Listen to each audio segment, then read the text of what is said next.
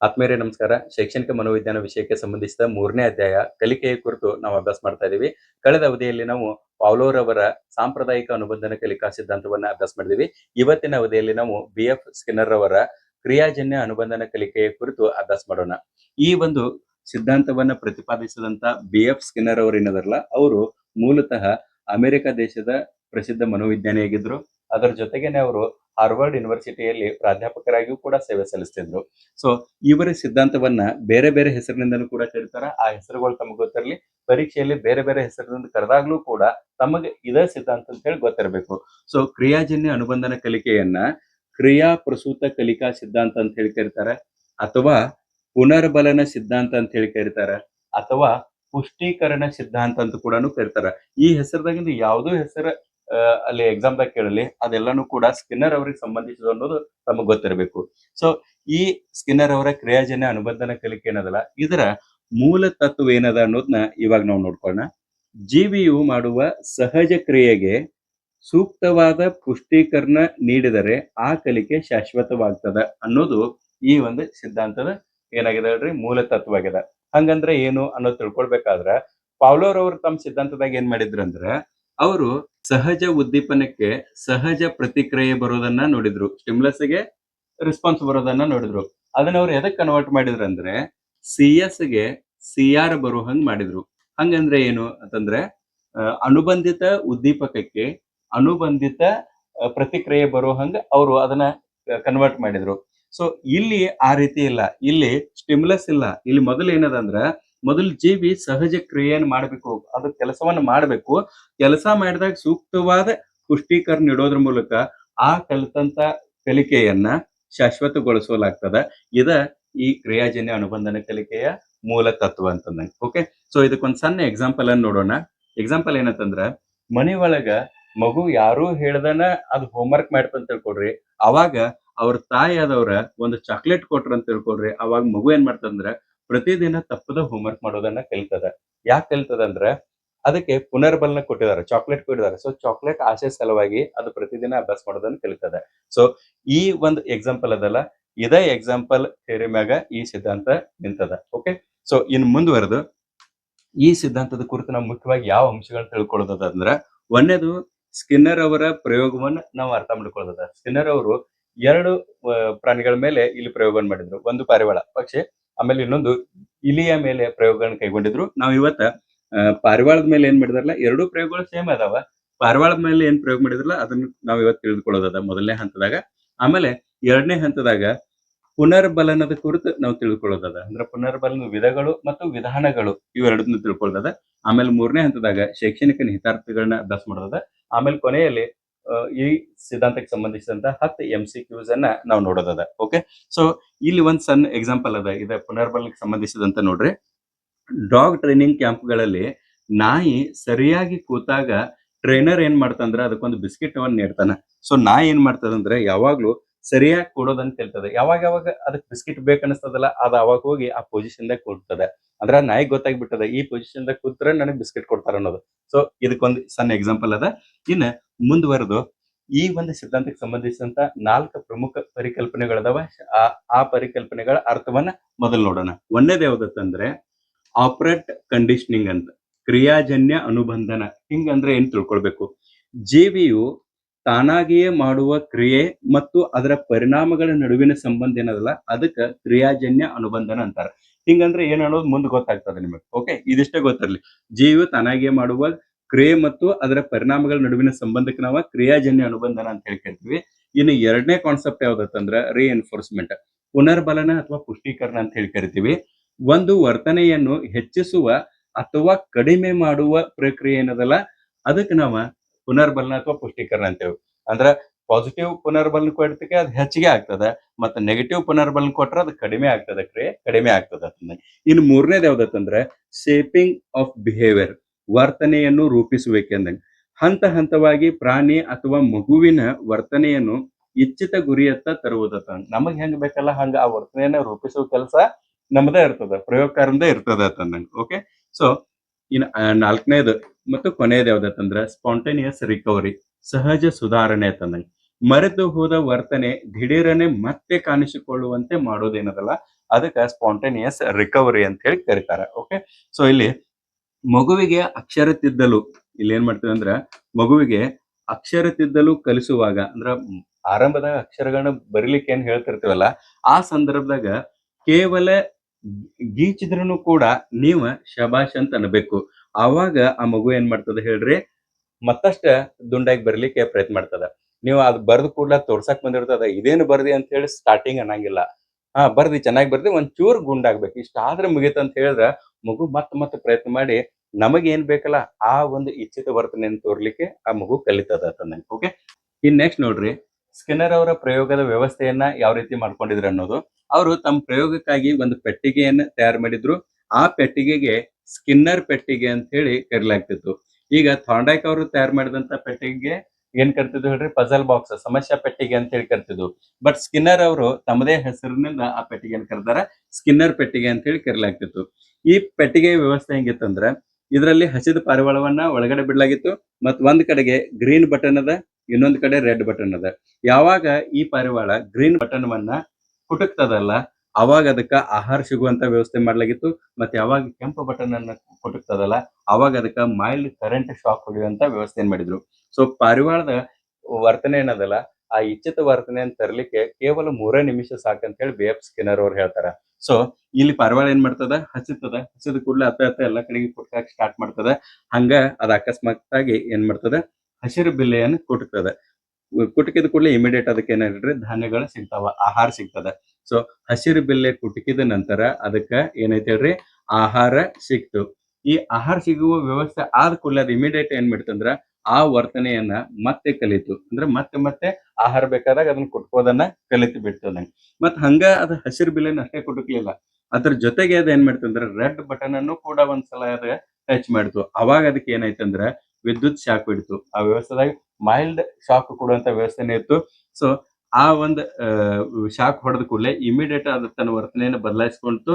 ಮತ್ತೆ ಮತ್ತೊಮ್ಮೆ ಆ ರೆಡ್ ಬಟನ್ ಅನ್ನು ಒತ್ತೋದನ್ನ ನಿಲ್ಲಿಸ್ತು. ತನಗೆ ಬೇಕಾದಾಗ ಕೇವಲ ಅದೇನ್ ಹೇಳ್ರಿ, ಹಸಿರು ಬಟನ್ ಅನ್ನು ಮಾತ್ರ ಪ್ರೆಸ್ ಮಾಡ್ತಿತ್ತು ಮತ್ತೆ ಆಹಾರವನ್ನು ತಿಂತಿತ್ತು. ಇದು ಸ್ಕಿನ್ನರ್ ಅವರ ಪ್ರಯೋಗ. ಸೊ ಇದನ್ನ ಒಂದ್ ಸಣ್ಣ ಎಕ್ಸಾಂಪಲ್ ನಾವ್ ಹೆಂಗ್ ಮಾಡ್ತೇವೆ ಅಂತಂದ್ರೆ, ಇಲ್ಲಿ ನೋಡ್ರಿ, ಮೊಬೈಲ್ದಾಗ ವಿಡಿಯೋ ಗೇಮ್ ಆಡ್ತಾ ಇರ್ಬೇಕಾದ್ರೆ ಸರಿಯಾದ ದಾರಿಯಲ್ಲಿ ನಾವು ಹೋದ್ವು ಅಂತ ತಿಳ್ಕೊಂಡ್ರೆ ಅವಾಗ ನಮಗ ನಾಣ್ಯಗಳು ಸಿಗ್ತಾವ, ಪಾಯಿಂಟ್ಸ್ ಸಿಗ್ತಾವ. ಆಮೇಲೆ ತಪ್ಪ ದಾರಿಗೆ ಹೋಯ್ತು ಅಂತ ತಿಳ್ಕೊಡ್ರಿ ಅಲ್ಲೇ ಏನಾಗ್ತದ, ಲೈಫ್ ಎಂಡ್ ಅಂತ ಹೇಳಿ ಶೂಟ್ ಆಗಿಬಿಡ್ತದ. ಗೊತ್ತಾಯ್ತಾ? ಸೊ ಇದು ಕೂಡ ಇದಕ್ಕೆ ಅಪ್ಲೈ ಮಾಡಬಹುದು ತಾವು. ಇನ್ನ ಸ್ಕಿನ್ನರ್ ಅವ್ರು ಏನ್ ಮಾಡಿದಾರ ಅಂತಂದ್ರ ಈ ಒಂದು ಪ್ರಯೋಗದ ತಾತ್ಪರ್ಯ ಏನದಲ್ಲ ಅದನ್ನ ಹೇಳಿದಾರ. ಏನ್ ತಾತ್ಪರ್ಯ ಅಂತಂದ್ರ, ಮೊದಲನೇ ಒಂದು ಕೆಲಸ ಏನಾಗ್ಬೇಕಂದ್ರ ಪ್ರಯೋಗ ಮಾಡೋತ್ನ್ಯಾಗ ಅಥವಾ ಒಬ್ಬ ಟೀಚರ್ ನಮಗೆ ಬೇಕಾದಂತ ವರ್ತನೆಯನ್ನ ರೂಪಿಸುವಂತ ಕೆಲಸ ನಾವೇ ಮಾಡ್ಕೊಳ್ಬೇಕು ಅಂತ ಹೇಳ್ತಾರೆ. ಫಾರ್ ಎಕ್ಸಾಂಪಲ್, ಒಬ್ಬ ಕುಂಬಾರ ಮಡಿಕೆಯನ್ನ ಮಾಡ್ಬೇಕಾದ್ರ ತನಗ್ ಬೇಕಾದ ಶೇಪವನ್ನು ಕೊಡ್ತಾನಲ್ಲ, ಅದೇ ರೀತಿ ಆಸ್ ಎ ಟೀಚರ್ ನಾವ್ ಏನ್ ಮಾಡ್ಬೇಕಂದ್ರ ಮಕ್ಕಳನ್ನ ಇಚ್ಛಿತ ವರ್ತನೆಗೆ ತರಬೇಕಾದ್ರೆ ನಾವ ಕೆಲಸ ಮಾಡ್ಬೇಕು. ಹಂಗಂದ್ರೆ ಏನು ಅಂತ ಕೇಳೋರ್ ನೀವು ಕೇಳ್ತಾ, ಹಂಗಂದ್ರೆ ಏನಂತಂದ್ರೆ ಈಗ ಪಾರಿವಾಳವನ್ನ ಒಳಗ್ ಬಿಟ್ಟಿದಾರ, ಒಂದ್ ಪಾರಿವಾಳ ಯಾವ್ದೇ ಕಾರಣಕ್ಕೂ ಅದು ಬಿಲ್ಲಿಯನ್ನು ಕುಟ್ಕಾನಿಲ್ಲ. ಆ ಸಂದರ್ಭದಾಗ ಏನ್ ಮಾಡೋದ ಅಂತ ಕೇಳೋರ್ ನೀವು. ಆ ಸಂದರ್ಭದಾಗ ಏನ್ ಮಾಡ್ಬೇಕು ಅನ್ನೋದನ್ನ ಹೇಳ್ತಾರಂದ್ರ, ಅದು ಕುಟ್ಕೋಕ್ಕಿಂತ ಪೂರ್ವದಾಗ ಒಂದ್ 2 ಹೆಜ್ಜೆ ಅದರ ಹಸಿರು ಬಿಲ್ಲೆ ಕಡೆ ಬಂದ್ರೂ ಕೂಡ ನೀವು ಅವಾಗ ಧಾನ್ಯವನ್ನು ಕೊಡಬೇಕು. ಅಂದ್ರೆ ಪುಷ್ಟೀಕರಣ ಮಾಡ್ಬೇಕು. ಪುನರ್ಬಲ್ ಮಾಡ್ತಂತ ತಿಳ್ಕೊಳ್ರಿ, ಅವಾಗ ಓಡಿ ಬಂದ್ 2 ಕಾಳು ತಿಂತದ ಅದು. ಆಮೇಲೆ ಮತ್ ತಿರುಗಾಡ್ತದ, ಮತ್ ಬೇಕನ್ಸ್ತದಲ್ಲ ಅವಾಗ ಮತ್ ದೂರ ನಿಂತ್ ನೋಡ್ತದ, ಅವಾಗ ಅದ್ರ ಸಮೀಪ ಬರ್ತದ. ಯಾವಾಗ ಸಮೀಪ ಬರ್ತದ ಅವಾಗ ಮತ್ತೊಂದ್ 2 ಕಾಳವನ್ನು ಕೊಡೋದು. ಅಷ್ಟ್ ತಿಂದ ಕೂಡ್ಲೆ ಮತ್ ಅತ್ತ ನೋಡ್ತದಲ್ಲ ಅವಾಗ ಅದ ಒಂದ್ ಸಮಯದ ನಂತರ ಅದು ಬಿಲ್ಲಿಯನ್ನು ಕುಟುಕ್ತದ. ಅವಾಗ ಅದಕ್ಕೆ ಆಹಾರ ಸಿಗುವ ವ್ಯವಸ್ಥೆ ಮಾಡೋದು.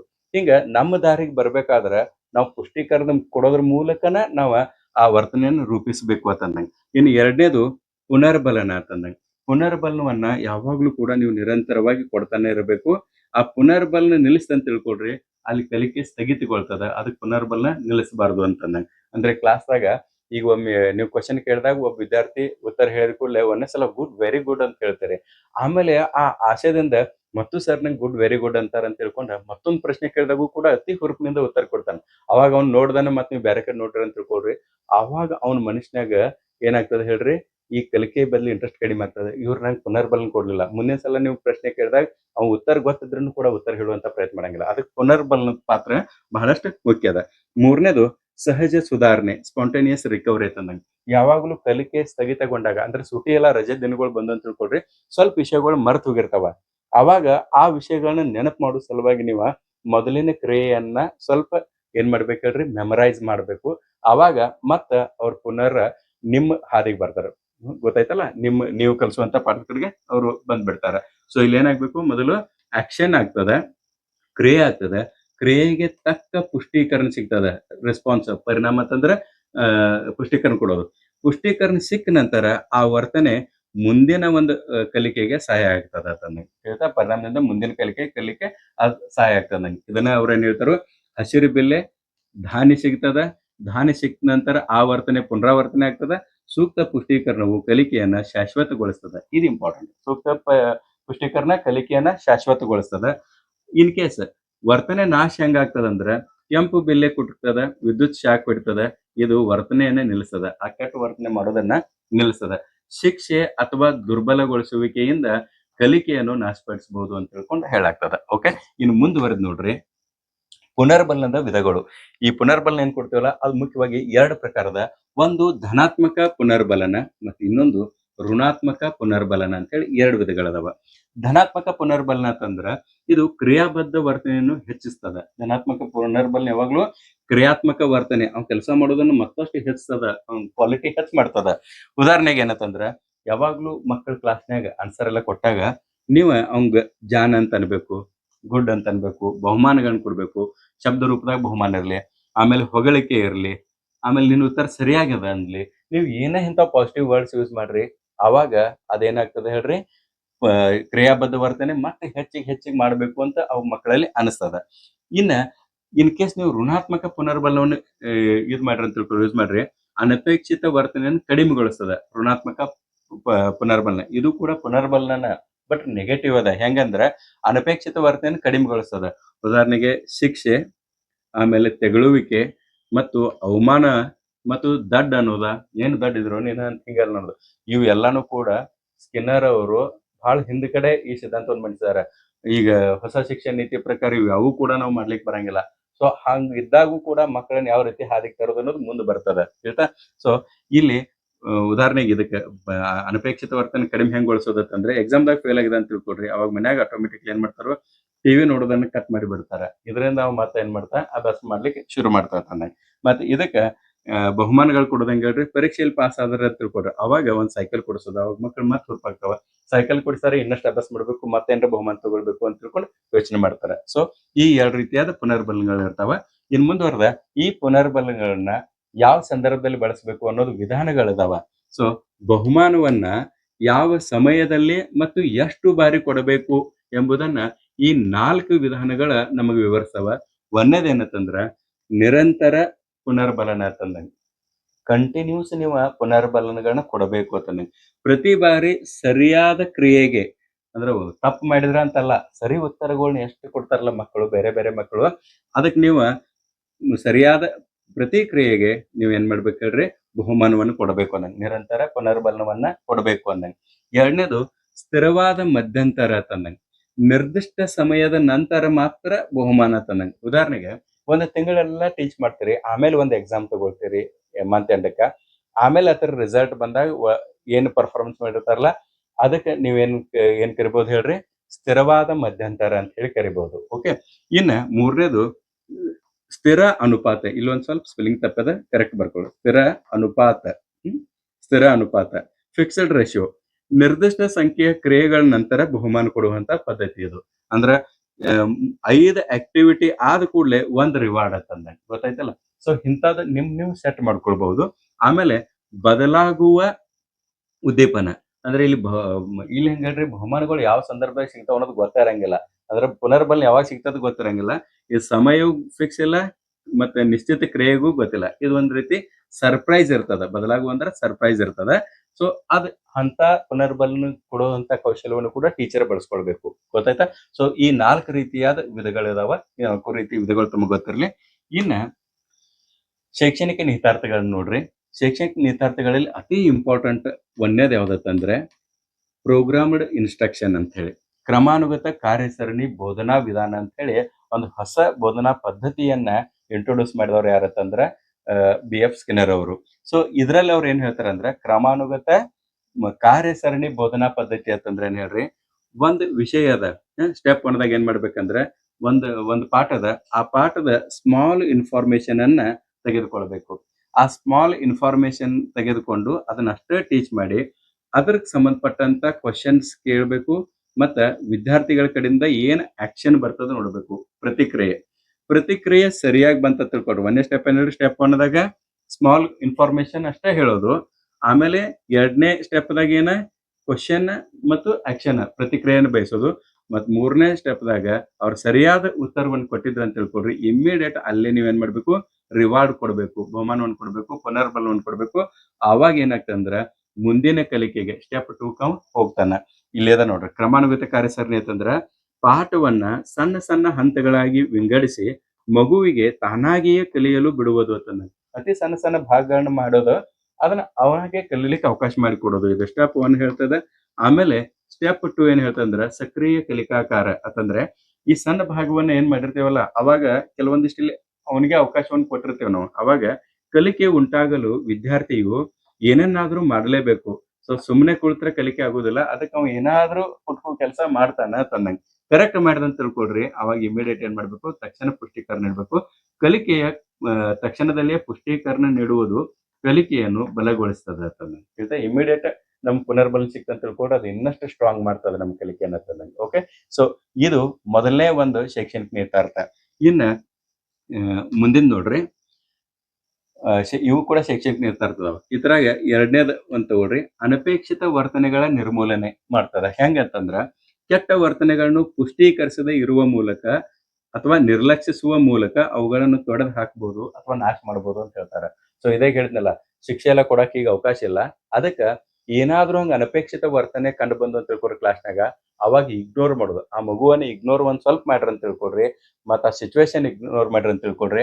ಅವಾಗ ಏನಾಗ್ತದೆ ಹೇಳ್ರಿ, ನಿರ್ಲಕ್ಷಿಸೋದ್ರ ಮೂಲಕ ಆ ಒಂದು ವರ್ತನೆಯನ್ನ ನಾವ್ ಏನ್ ಮಾಡ್ಬೋದು ಹೇಳ್ರಿ, ನಾಶ ಮಾಡ್ಬೋದು ಅಥವಾ ಅದನ್ನ ನಾವು ಕಡೆಗಣಿಸ್ಬೋದು ಅಂತಂದಂಗೆ. ಇನ್ನ ನೆಕ್ಸ್ಟ್ 3ನೇದು ಯಾವ್ದತ್ತಂದ್ರ ಸಂಕೀರ್ಣ ಸಮಸ್ಯೆಗಳ ಕಲಿಕೆ ಅಂತಂದಂಗೆ. ಕಠಿಣ ವಿಷಯಗಳನ್ನ ಸಣ್ಣ ಸಣ್ಣ ಹಂತಗಳಾಗಿ ವಿಭಜಿಸಿ ಸುಲಭವಾಗಿ ಕಲಿಸಬಹುದು. ಆ ಒಂದು ವ್ಯವಸ್ಥೆಯನ್ನ ಮಾಡ್ಕೊಳ್ಬೇಕು ಅಂತ ಹೇಳ್ತಾರೆ. ಸೊ ಇಲ್ಲಿ ಒಂದು ಅನಪೇಕ್ಷಿತ ವರ್ತನೆಗೆ ಒಂದು ಎಕ್ಸಾಂಪಲ್ ನೋಡ್ರಿ. ಮಗು ಗಮನ ಸೆಳೆಯಲು ಅಳುತ್ತಿದ್ರ, ಈಗ ನೋಡ್ರಿ, ಈಗ ಒಂದ್ ಸಣ್ಣ ಮಗು ಅದ, ಅದು ತನ್ನ ಗಮನವನ್ನು ಸೆಳೆಯುವ ಸಲುವಾಗಿ ಅದು ಅಳತಿತ್ತು ಅಂತ ತಿಳ್ಕೊಡ್ರಿ. ಅದನ್ನ ನೀವು ನಿರ್ಲಕ್ಷ್ಯ ಮಾಡ್ಬೇಕು ಅನ್ನಂಗೆ. ಇದು ಮನೆಯೊಳಗಿಂದ ಹೇಳತ್ತಲ್ಲ. ನಮ್ ಸಣ್ಣ ಮಗು ಅದ, ಅಳತೈತಿ. ಅದಕ್ಕೆ ಅಳತೈತಿ ಅಂದ್ರೆ ಎಲ್ಲರೂ ನನ್ನ ಕಡೆ ನೋಡ್ಲಿ ಅಂತ ತಿಳ್ಕೊಂಡು ಅಳತೈತಿ. ಅಂತ ಟೈಮ್ದಾಗ ನೀವು ನೋಡ್ರಿ ಅಂತ ತಿಳ್ಕೊಡ್ರಿ, ಅದು ಹೆಚ್ಚು ಅಳ್ತದ. ಈಗ ಒಂದ್ ಸಣ್ಣ ಎಕ್ಸಾಂಪಲ್ ಹೇಳ್ತಾನೆ. ಮಗು ಅಂಗಳದಾಗ ಆಟ ಆಡತೈತಿ ಅಂತ ತಿಳ್ಕೊಡ್ರಿ. ಅವಾಗ ಆಟ ಆಡೋತ್ನಾಗ ಬೀಳ್ತದ, ಬಿದ್ದ ಕೂಡಲೇ ಇಮಿಡಿಯೇಟ್ ಅಳಂಗಿಲ್ಲ. ಯಾವುದೇ ಮಕ್ಕಳು ಬಿದ್ದ ಕೂಡಲೇ ಇಮಿಡಿಯೇಟ್ ಅಳಂಗಿಲ್ಲ. ಅವ ಏನ್ ಮಾಡ್ತಾವಲ್ರಿ, ಬಿದ್ದ ಕೂಡಲೇ ಒಂದ್ ಸ್ವಲ್ಪ ಹತ್ತ ನೋಡ್ತಾವ.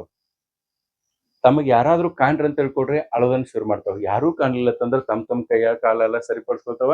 ಆಮೇಲೆ ಮನೆಯೊಳಗೆ ಹೋಗ್ಬಿಡ್ತಾವ. ಗೊತ್ತಾಯ್ತಾ? ಸೊ ಅದ್ರಾಗೂ ಕೂಡ ಅವ್ರ ಅಮ್ಮ ಕಂಡ್ರೆ ಹೆಚ್ಚು ಅಳ್ತಾವ ಮಕ್ಕಳು. ಗೊತ್ತಾ? ಸೊ ಇದ ಆಯ್ತು. ಇನ್ನು ಸಂಕೀರ್ಣ ಸಮಸ್ಯೆಗಳ ಕಲಿಕೆ ಅನ್ನೋದಲ್ಲ, ಈ ಸಂಕೀರ್ಣ ಸಮಸ್ಯೆಗಳ ಕಲಿಕೆಯನ್ನು ನೀವು ಕಲಿಸ್ಬೇಕಾದ್ರೆ ಒಂದ್ ಗಮನ ಇರಬೇಕು, ಇಲ್ಲಿ ವ್ಯಕ್ತಿಗತ ಸಾಮರ್ಥ್ಯವನ್ನು ಇರಬೇಕು. ಕಲಿಕೆಯು ವಿದ್ಯಾರ್ಥಿಯ ವೈಯಕ್ತಿಕ ವೇಗವನ್ನು ಅವಲಂಬಿಸಿರ್ತದ. ಈ ವೈಯಕ್ತಿಕ ಭಿನ್ನತೆಯನ್ನು ಅರಿತು ನೀವು ಸಂಕೀರ್ಣ ಸಮಸ್ಯೆಗಳ ಕಲಿಕೆಯನ್ನ ಮುಂದುವರಿಸಬಹುದು ಅಂತ. ಓಕೆ, ಇನ್ನ ಈ ಸಿದ್ಧಾಂತ ಇಷ್ಟೊಂದು ಪರ್ಫೆಕ್ಟ್ ಆಗಿ ಬಿ.ಎಫ್. ಸ್ಕಿನ್ನರ್ ಅವರು ಹೇಳಿದ್ರು ಕೂಡ ಕೆಲವೊಂದಿಷ್ಟು ಮನೋವಿಜ್ಞಾನಿಗಳು ಇದರಲ್ಲೂ ಕೂಡ ತಪ್ಪು ಅಂಶಗಳನ್ನ ಅವರು ಕಂಡು ಹಿಡಿದಿದ್ದಾರೆ. ಆ ತಪ್ಪು ಅಂಶಗಳು ಅಥವಾ ಇದರಲ್ಲಿ ಇರುವಂತ ಕಡಿಮೆ ಏನು ಅನ್ನೋದನ್ನ ಹೇಳಿದ್ದಾರೆ. ಏನಂತಂದ್ರ ಈ ಒಂದು ಸಿದ್ಧಾಂತ ಬಾಹ್ಯ ಬಹುಮಾನಕ್ಕೆ ಅಷ್ಟೇ ಇದೇನ್ ಮಾಡಿದೆ ಹೇಳ್ರಿ, ಹೆಚ್ಚ ಮಹತ್ವವನ್ನು ಕೊಟ್ಟದ ಅಂತ ಹೇಳ್ತಾರೆ. ಈ ಸಿದ್ಧಾಂತವು ಕೇವಲ ಬಾಹ್ಯ ಬಹುಮಾನಗಳ ಮೇಲೆ ನಿಂತಿದೆ. ಮಗುವಿನ ಸ್ವಂತ ಆಸಕ್ತಿ, ಬುದ್ಧಿಶಕ್ತಿ ಮತ್ತು ಆಂತರಿಕ ಪ್ರೇರಣೆಯನ್ನು ಸ್ಕಿನ್ನರ್ ಕಡೆಗಣಿಸಿದಾರ ಅಂತ ತಿಳ್ಕೊಂಡ ಮನೋವಿಜ್ಞಾನಿಗಳು ಹೇಳ್ತಾರ. ಯಾಕಂದ್ರ ಈ ಒಂದು ಸಿದ್ಧಾಂತ ಏನದಲ್ಲ, ಇಲ್ಲಿ ನೋಡ್ರ, ಇದು ಯಾರಿಗೆ ಉಪಯುಕ್ತ ಅಂದ್ರ ಆಂತರಿಕ ಅಭಿಪ್ರೇರಣೆ ಕೊರತೆ ಇರುವವರಿಗೆ ಮತ್ತು ಸಣ್ಣ ಮಕ್ಕಳಿಗೆ ಮತ್ತು ಪ್ರಾಣಿಗಳಿಗೆ ಮಾತ್ರ ಇದು ಸೂಕ್ತದ. ಬಟ್ ದೊಡ್ಡ ದೊಡ್ಡ ಆಂಬಿಷನ್ಸ್ ಇಟ್ಕೊಂಡಂತ ಮಕ್ಕಳೇನದಾರಲ್ಲ, ಅವ್ರಿಗೆ ಈ ಸಿದ್ಧಾಂತ ಉಪಯೋಗ ಆಗಿಲ್ಲ ಅಂತ ಹೇಳ್ತಾರೆ. ಫಾರ್ ಎಕ್ಸಾಂಪಲ್, ವಿಜ್ಞಾನಿ ಆಗಬೇಕು ಅಂತ ತಿಳ್ಕೊಂಡು ಒಬ್ಬ ಕನಸನ್ನು ಹೊತ್ಕೊಂಡ ಓದುವಂತ ವಿದ್ಯಾರ್ಥಿ ಏನಿರ್ತಲ್ಲ, ಆ ವಿದ್ಯಾರ್ಥಿಗೆ ಆಂತರಿಕ ಬಹುಮಾನದ ಅಗತ್ಯನೇ ಬರಂಗಿಲ್ಲ ಅಂತಂದ ಹೇಳ್ತಿಲ್ಲ. ಅವನಿಗೆ ಆಂಬಿಷನ್ಸ್ ಸೈಂಟಿಸ್ಟ್ ಆಗೋದೈತಿ. ಸೊ ಅವನಿಗೆ ಯಾವುದೇ ರೀತಿ ಬಹುಮಾನದ ಅವಶ್ಯಕತೆ ಇಲ್ಲ. ಹೀಗಾಗಿ ಇದು ಕೇವಲ 3 ಜನಕ್ಕೆ ಉಪಯೋಗ ಆಗ್ತದೆ. ಯಾರಿಗೆ ಅಂತಂದ್ರೆ ಆಂತರಿಕ ಕೊರತೆ ಇರೋರಿಗೆ, ಅಂದ್ರೆ ಆಂತರಿಕ ಅಭಿಪ್ರಾಯ ಕೊರತೆ ಇರೋರಿಗೆ, ಸಣ್ಣ ಮಕ್ಕಳಿಗೆ ಮತ್ತು ಪ್ರಾಣಿಗಳಿಗೆ ಮಾತ್ರ ಇದು ಸೂಕ್ತ ಅಂತ ತಿಳ್ಕೊಂಡು ಹೇಳ್ತಾರೆ. ಸೊ ಏನೇ ಇರ್ಲಿ, ಒಂದು ಸಿದ್ಧಾಂತ ಅಂದ ಕೂಡಲೇ ಅದಕ್ಕೆ ಬರೋ ವಿರೋಧ ವಾದಗಳು ಇದ್ದೇ ಇರ್ತಾವ. ಆದ್ರೂ ಕೂಡ ಬಿ.ಎಫ್. ಸ್ಕಿನ್ನರ್ ಅವರ ಈ ಒಂದು ಸಿದ್ಧಾಂತ ಏನದಲ್ಲ, ಇದು ಕಲಿಕಾ ಕ್ಷೇತ್ರದಲ್ಲಿ ಸಾಕಷ್ಟು ಕೊಡುಗೆಗಳನ್ನು ಕೊಟ್ಟದ ಅಂತ ಹೇಳ್ಬೋದು. ಇನ್ಡೈರೆಕ್ಟ್ಲಿ ಈ ಸಿದ್ಧಾಂತಕ್ಕೆ ಸಂಬಂಧಿಸಿದಂತ ಕೆಲವೊಂದಿಷ್ಟು ಪ್ರಶ್ನೆಗಳಿದಾವ. ಆ ಪ್ರಶ್ನೆಗಳನ್ನ ನೋಡ್ರಿ. ಪ್ರಶ್ನೆಗಳನ್ನಕ್ಕಿಂತನೂ ಪಾಯಿಂಟ್ಸ್ ನೋಡ್ರಿ. ಒಂದನೇದು ಆ ಈ ಸಿದ್ಧಾಂತದ ಪ್ರತಿಪಾದಕರು ಯಾರು? ಕ್ರಿಯಾಜನ್ಯ ಅನುಬಂಧನ ಕಲಿಕಾ ಸಿದ್ಧಾಂತದ ಪ್ರತಿಪಾದಕರು ಯಾರು? ಬಿ.ಎಫ್. ಸ್ಕಿನ್ನರ್. ಇನ್ನು ಎರಡನೇದು ಈ ಸಿದ್ಧಾಂತದ ಇನ್ನೊಂದು ಹೆಸರು ಪುಷ್ಟೀಕರಣ ಸಿದ್ಧಾಂತ, ಪುನರ್ಬಲನ ಸಿದ್ಧಾಂತ ಅಂತ ಹೇಳಿ ಕರೀತಾರ. ಕ್ರಿಯಾ ಪ್ರಸೂತ ಸಿದ್ಧಾಂತ ಅಂತ ಹೇಳಿ ಕೂಡ ಕರೀತಾರ. ಪ್ರಯೋಗಕ್ಕೆ ಬಳಸಿದಂತ ಪ್ರಾಣಿ ಪಾರಿವಾಳದ. ಮತ್ತ ಇದನ್ ಬಿಟ್ಟ ಇಲಿ ಅಂತ ಕೂಡ ಕೊಟ್ರ ಇಲಿ ಅಂತ ಕೂಡ ಹಾಕ್ಬೇಕು ಆಯ್ತಾ. ಅವ್ರು ಬಳಸಿದಂತ ಪೆಟ್ಟಿಗೆ ಏನಂತಾರು ಸ್ಕಿನ್ನರ್ ಪೆಟ್ಟಿಗೆ ಅಂತ ಹೇಳಿ ಕರೀತಾರ. ಮತ್ತೆ ಈ ಒಂದು ಸಿದ್ಧಾಂತದ ಕೇಂದ್ರ ಬಿಂದು ಏನೈತಂದ್ರ ಇಚ್ಛಿತ ಕ್ರಿಯೆ ತೋರಿದಾಗ ಪುನರ್ಬಲನ ಕೊಡುವುದರ ಮೂಲಕ ಕಲಿಕೆಯನ್ನ ಶಾಶ್ವತವನ್ನಾಗಿ ಮಾಡೋದೇನದಲ್ಲ ಅದು ಇದ್ರ ಕೇಂದ್ರ ಬಿಂದು ಆಗಿತ್ತು. ಮತ್ತೆ ಇವರ ಅತಿ ದೊಡ್ಡ ಕೊಡುಗೆ ಸ್ಕಿನ್ನರ್ ಅವರ ಅತಿ ದೊಡ್ಡ ಕೊಡುಗೆ ಅಂತಂದ್ರ ಪುನರ್ಬಲನದ ತಪಶೀಲಗಳು ಅಂದ್ರೆ ವಿಧಾನಗಳು ಯಾವ ಸಂದರ್ಭ ಕೊಡ್ಬೇಕು ಅನ್ನೋದು ಹೇಳಿದಾರಲ್ಲ ಅದು ಅವ್ರದೊಂದು ಕೊಡುಗೆ. ಅದನ್ನ ಬಿಟ್ಟು ಇನ್ನೊಂದೇನಂದ್ರ ಕ್ರಮಾನುಗತ ಕ್ರಮಾನುಗತ ಬೋಧನೆ ಅನ್ನೋದಲ್ಲ ಇದು ಇನ್ನೊಂದು ಇವ್ರದ್ದು ಕೊಡುಗೆ ಅಂತ ಹೇಳೋದು. ಮುಖ್ಯ ಮಿತಿ ಏನಂತಂದ್ರೆ ಇದು ಮಿತಿ ಅಂತಂದ್ರೆ ಇದ್ರ ಕಡಿಮೆ ಇರುವಂತದ್ದು ಅಂದಂಗೆ ಆಯ್ತಾ. ಸೊ ಇದ್ರ ಒಂದು ಕೊರತೆ ಏನಂತಂದ್ರೆ ಆಂತರಿಕ ಅಭಿಪ್ರೇರಣೆಯನ್ನ ಇದು ಕಡಿಮೆ ಮಾಡಿದ ಅಂತ ತಿಳ್ಕೊಂಡು ಹೇಳ್ತಾರೆ. ಆಂತರಿಕ ಅಭಿಪ್ರೇರಣೆ ಇದ್ರಾಗಿಲ್ಲ, ಕೇವಲ ಬಾಹ್ಯ ಅಭಿಪ್ರೇರಣೆ ಅಷ್ಟೇ ಅದ ಅಂತ ತಿಳ್ಕೊಂಡು ಹೇಳಾಗದ. ಇನ್ನ ಕ್ವಶನ್ ಆನ್ಸರ್ ನೋಡ್ರಿ. 10 ಪ್ರಶ್ನೆಗಳದಾವ. ಮೊದಲನೇ ಪ್ರಶ್ನೆ, ಸ್ಕಿನ್ನರ್ ಅವರ ಸಿದ್ಧಾಂತದ ಇನ್ನೊಂದು ಹೆಸರೇನು ಅಂತ ಹೇಳಿ ಕೇಳಿದಾರೆ. ಇಲ್ಲಿ ಯತ್ನ ದೋಷ ಪುನರ್ಬಲನ ಸಿದ್ಧಾಂತ. ಬಿ ಆನ್ಸರ್ ರೈಟ್ ಅದ. ಆಮೇಲೆ ಎರಡನೇ ಪ್ರಶ್ನೆ, ಸ್ಕಿನ್ನರ್ ಪ್ರಯೋಗಕ್ಕೆ ಬಳಸಿದ ಪ್ರಾಣಿ ಯಾವುದು? ಇಲ್ಲಿ ಎರಡೂ ಪ್ರಾಣಿಗಳನ್ನ ಬಳಸಿದ್ದು ಕೊಟ್ಟಿದಾರ. ಸೊ ಇದ್ರಾಗ ಏನ್ ಹೇಳ್ರಿ, ಇಲಿಯನ್ನು ಬಳಸಿದಾರ ಮತ್ತು ಪಾರಿವಾಳವನ್ನು ಬಳಸಿದಾರ. ಕ್ವಶನ್ದಾಗ ಎರಡೂ ಕೊಡಂಗಿಲ್ಲ, ಒಂದ್ ಯಾವ್ದ್ರ ಕೊಟ್ಟಿರ್ತಾರ. ಆಮೇಲೆ ಮೂರನೇ ಪ್ರಶ್ನೆ, ಶಿಕ್ಷೆ ಮತ್ತು ಅವಮಾನಗಳು ಯಾವ ರೀತಿಯ ಪುನರ್ಬಲನ ಆಗಿದಾವ?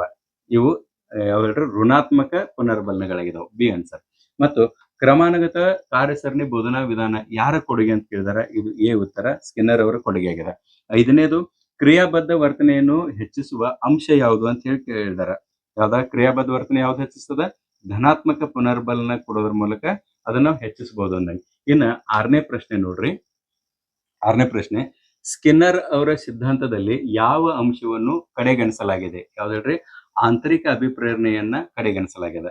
ಏಳನೇ ಪ್ರಶ್ನೆ, ತರಗತಿಯಲ್ಲಿ ಮಗುವಿನ ಕೆಟ್ಟ ವರ್ತನೆಯನ್ನು ಹೇಗೆ ನಿರ್ಮೂಲನೆ ಮಾಡಬಹುದು ಅಂತಂದ್ರೆ ಹೊಡೆಯುವುದು, ನಿರ್ಲಕ್ಷಿಸಬಹುದು, ಬೈಯುವುದು ಮತ್ತು ಹೊರಗೆ ಹಾಕೋದು. ಯಾವುದು? ನಿರ್ಲಕ್ಷಿಸುವುದ್ರ ಮೂಲಕ ಅದನ್ನ ಇದು ಮಾಡ್ಬೋದು, ಏನ್ ಹೇಳ್ರಿ ಕಡೆಗಣಿಸ್ಬೋದು. ಆಮೇಲೆ ಎಂಟನೇದು, ಪ್ರತಿ ಬಾರಿ ಮಗು ಸರಿ ಉತ್ತರ ಹೇಳಿದಾಗ ಗುಡ್ ಎನ್ನುವುದು ಯಾವ ಪುನರ್ಬಲನ ತಪಶೀಲು ಅಂತ ಕೇಳಿದಾರೆ. ಇದಾವ್ದು ಹೇಳ್ರಿ? ನಿರಂತರ ಆಗ್ತದ. ಓಕೆ. ಆಮೇಲೆ ಕಲಿಕೆ ಉಂಟಾಗಲು ವಿದ್ಯಾರ್ಥಿಯು ಏನನ್ನಾದರೂ ಮಾಡಲೇಬೇಕು ಎಂದು ಹೇಳುವ ಸಿದ್ಧಾಂತ ಯಾವ್ದು ಹೇಳ್ತಾರೆ? ಇದ್ರ ಕ್ರಿಯಾಜನ್ಯ ಹೇಳ್ತದೆ. ಯಾಕಂದ್ರೆ ಅದ್ ಕ್ರಿಯೆ ಮಾಡ್ರನ ಅದಕ್ಕೆ ಪುನರ್ಬಲನ ಕೊಡೋದ, ಇಲ್ಲಾದ್ರೆ ಇಲ್ಲ, ಆಹಾರ ಕೊಡಂಗಿಲ್ಲ. ಓಕೆ. ಇನ್ನು ಕೊನೆಯ ಪ್ರಶ್ನೆ ಯಾವ್ದತ್ತಂದ್ರೆ ತಕ್ಷಣದ ಪುಷ್ಟೀಕರಣ ಕಲಿಕೆಯನ್ನು ಏನ್ ಮಾಡ್ತದೆ ಕೇಳಿದಾರೆ. ನಾಶ ಮಾಡ್ತದನೋ, ವಿಳಂಬಗೊಳಿಸ್ತದನೋ, ಬಲಗೊಳಿಸ್ತದನೋ ಅಥವಾ ದಾರಿ ತಪ್ಪಿಸ್ತದನೋ? ಸಿ ಆನ್ಸರ್, ಬಲಗೊಳಿಸ್ತದ ತಂದೆ. ಓಕೆ.